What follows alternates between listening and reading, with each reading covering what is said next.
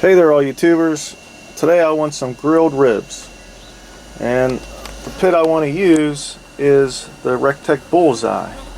So I want them to be slightly smoky but not overly smoky, so I'm trying an experiment here. I got a couple pieces of pecan wood and I'm gonna set them just barely touching that fire pot. I don't want these to ignite and catch fire. We just want a smoldering chunk of wood. So I'm going to try that, and I'll show you what happens with that at the end of the cook.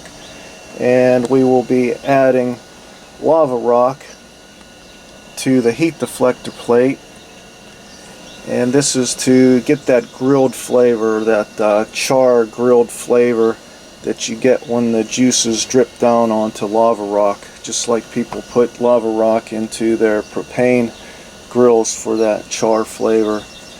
And also lava rock gets hot and it evenly distributes the heat. They get hot and they stay hot, so it's going to be a nice even heat. Alright, so putting lava rock into a pellet grill. Okay, so the next step of the setup is I have my stainless steel grill grate there, and then I have the stainless steel elevated grate, which gets the meat up into the lid, higher up into the lid where more heat and more smoke is. Alright, these are baby back loin ribs. All I did was rinse them off. That's it. Now I'll be leaving the membrane on. The membrane is going to help protect that meat. It's going to keep the ribs moister, especially in the method that I'm using today. We're grilling these ribs. So leaving the membrane on, and all I'm going to do is give a light spray cooking oil to the membrane. Okay, just to the membrane, the back side. Now let me flip these over. No cooking spray on here. These are wet. That's all I want is just water. Water's going to be the binder.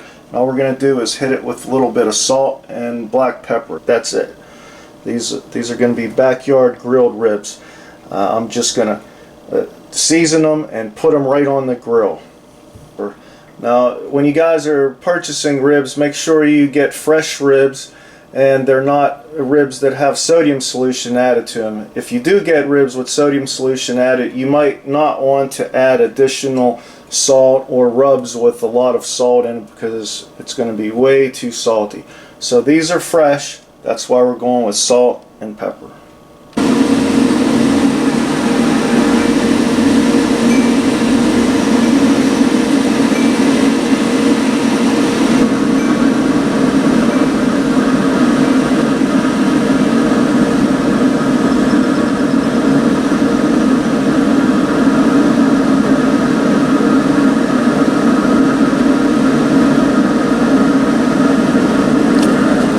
See and hear that? 2 minutes, this grill is ready to go. It's literally ready to go. That fast.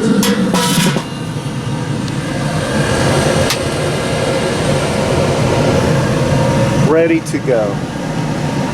Alright, so within the time it took me to go walk and get those ribs, this grill's already up to 325 degrees. That's fast. I mean, that's just crazy. There's no waiting around with this thing. Let's get these ribs and put them on. There you go. It's ready to go. That fast.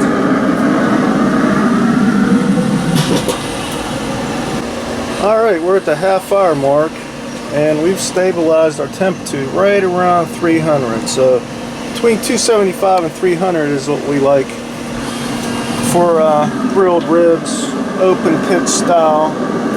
And all we're going to do is we're going to spritz it down with cold water. Well, you're probably wondering, why are you spritzing early in the cook? They don't look like they're drying out or anything like that. Why are you spritzing them? Well, with such high temps, 275, 300, your meat's going to power right through the point of taking on smoke. So smoke sticks to cold, wet meat. If you keep the surface of your meat cold, it's going to take on more smoke. So there you have it. Alright, I just want to show you one other quick thing. You see the design of this lid. Here's vents here, and vents here, and the grate level, that elevated grate level is probably right here. So we have a lot of clearance in here. I'm pretty amazed at the design of this. When I first got it, I thought I was going to have to use all my extension rings to be smoking stuff in here, but no, not really. I've done a huge chuck roast in here. I've done a huge lamb shoulder.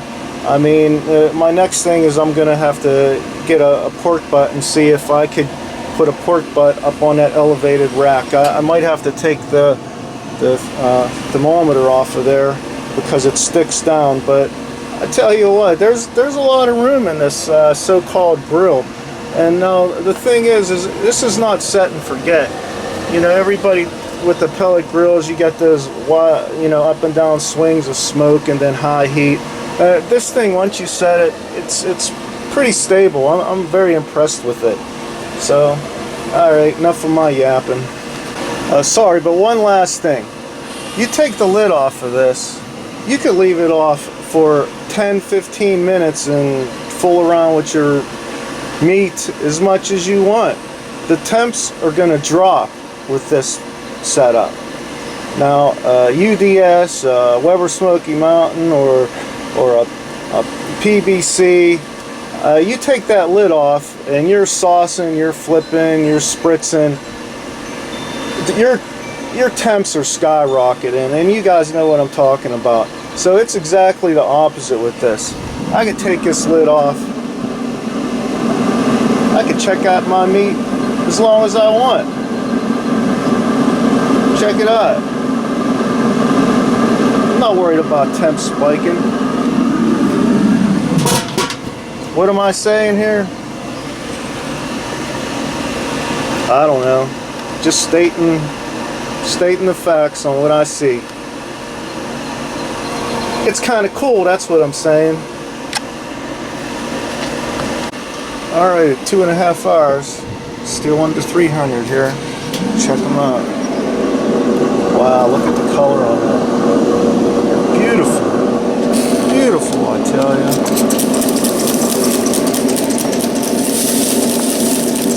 Salt, pepper, a little bit of smoke. That's nice. Alright, we're at the 3.5 hour mark. Let's take a look here. Oh yeah, she's a beauty. Let's just give a little spray down here.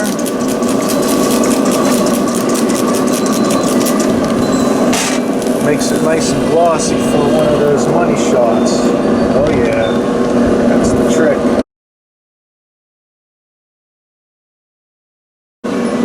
Alright, I got a couple money shots there. Let's just go ahead and flip these around. Oh yeah, they're looking good. Another little spritz. Those juices dripping down, vaporizing on this hot lava rock. Alright, let them keep going. Alright, so we are now at the 4-hour mark. Don't you fly away, good catch there, Ken. Alright, so we're just going to give a quick spritz, plain old cold water. That's how I roll. And we are just going to tent these. That's right, just tenting. We're not wrapping.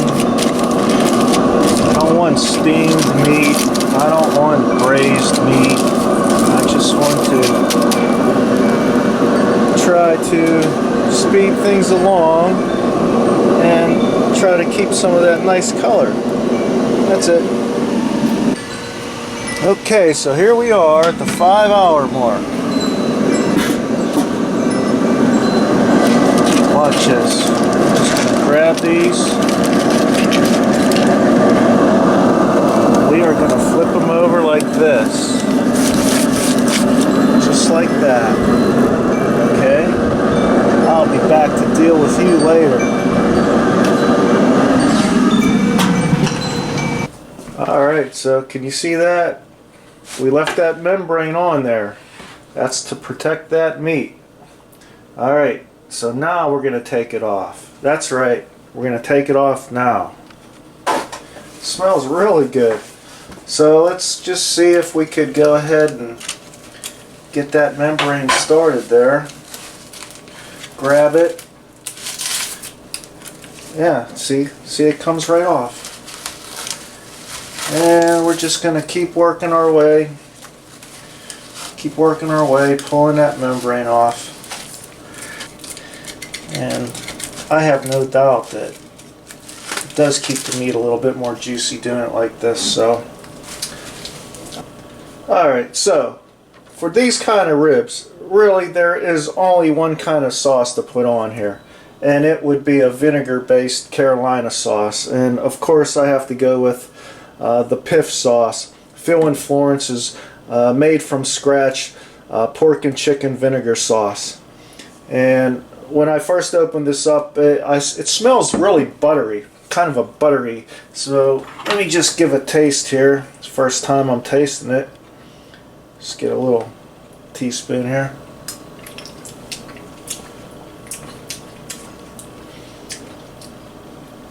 Vinegary, got some spice to it. It's that South Carolina vinegar based style sauce. It's my favorite. Phil turned me on to this style of sauce, and I tell you what, it's the way to go. Put some on the bottom. Flip these ribs over. Look at the color on this. Salt and pepper. That's it. I'm just going to go like this.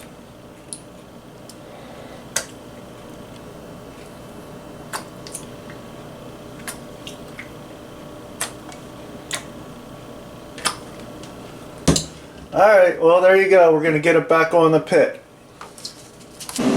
Alright, so here we got them. Sauced up. Back on the pit. There you go. Well, Phil, I got to tell you, I can't stop tasting this stuff. It's so good. It is better than your last batch.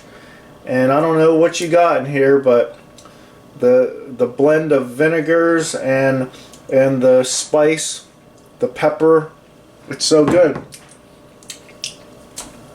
It's my favorite. My favorite style of sauce. I mean, can't go wrong with this. I don't know if you're selling this stuff yet, but anybody's watching, hit Phil up. Say, I want some of this. Thanks, brother.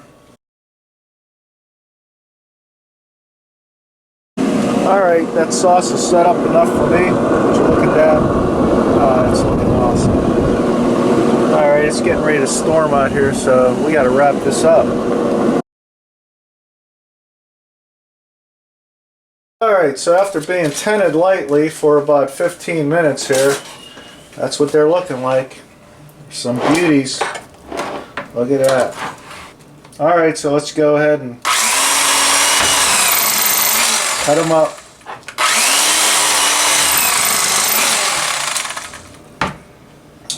Let's give it a second here.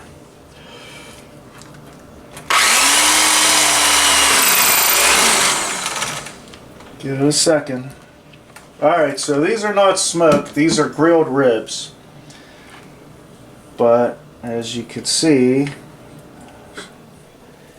a little bit of a smoke ring. I'd say, huh? We do have a little bit of smoke, but these should have a grilled flavor, not a smoky flavor. Grilled flavor.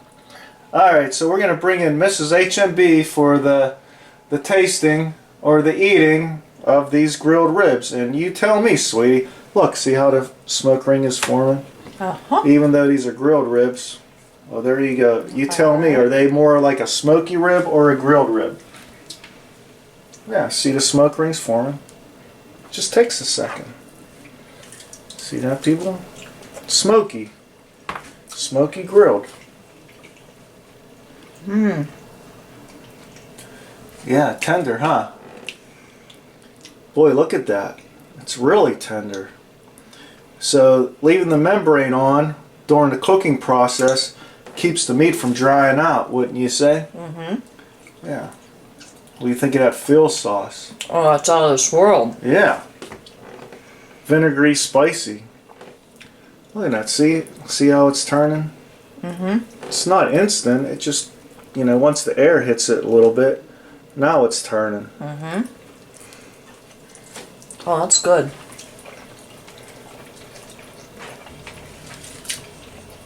Oh my goodness. It's so tender. So flavorful. It's like the best of both worlds. You got the slight subtle smoke, and then you have that grilled charred flavor.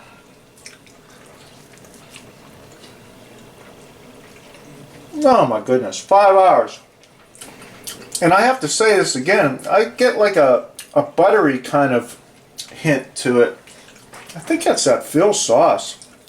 Phil sauce has like a buttery smell to it. I don't know if he's got butter in there, but I don't know, there's something buttery in there.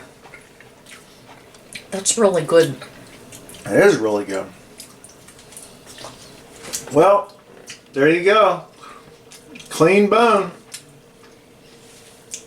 Oh, that's my kind of rib. Yeah. Best of both worlds. A little smoky, a little grilled. Little charred up, I like that. Yeah. Like a char flavor. The sauce is ridiculous. Yeah. Ridiculous. Mm-hmm. Very tasty. It's our favorite. Carolina style. PIF style. Thank you, Phil. Metal on, brother. Okay, it's the next day here. Let's take a look. I said I was going to show you what that couple pieces of pecan did. And that looks like that smoldered and maybe could have ignited there, and this one didn't do anything on that side. So I always feel like this is the hotter side, so I'll probably try another piece instead of putting it so close to the fire pot next time. Maybe just back it off. But you guys saw the smoke ring, so definitely did get a little extra smoke. Alright, well, thanks for watching. That was my cook.